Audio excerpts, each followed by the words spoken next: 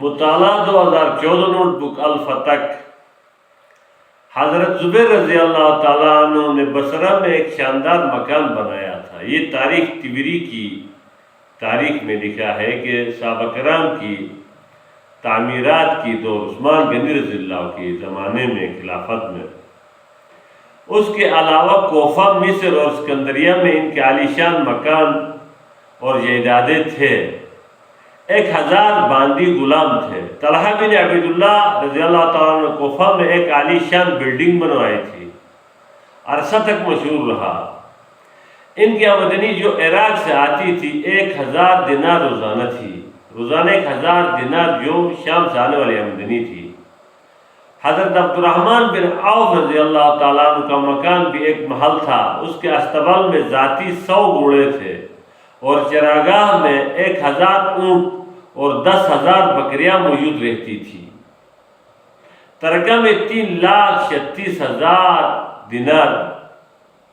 حضرت سعد بن ابی وقاص رضی اللہ تعالیٰ عنہ نے گھر عقیق سے بنوایا تھا، عقیق کے پتھر سے، اور زید بن حارث رضی اللہ کی وفات کے بعد چاندی کے اینٹوں کو کلہاڑی سے توڑا گیا۔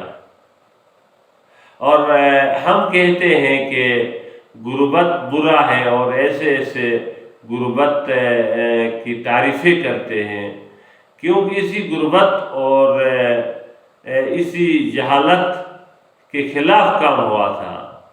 غربت اضطراری جہالت ہے اور غربت اضطراری کفری خیالات لاتے ہیں۔ تو یہ غربت اضطراری کو ختم کرنے کے لیے ابو بکر رضی اللہ عنہ نے خلافت کے پہلے دن اعلان کیا تھا کہ جو زکوٰۃ نہیں دیتے ان کو قتال کیا جائے۔ کیونکہ زکوٰۃ نہ دینے سے غربت کی خطرناک بیماری، خطرناک جراثیم پھیلتی تھی۔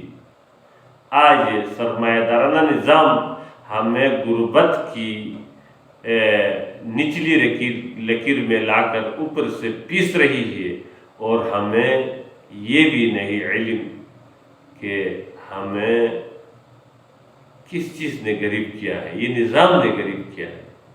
ہم نے نظام کے خلاف محرک ہونا ہے، لیکن قرآن کی شعور کے ساتھ۔ والسلام۔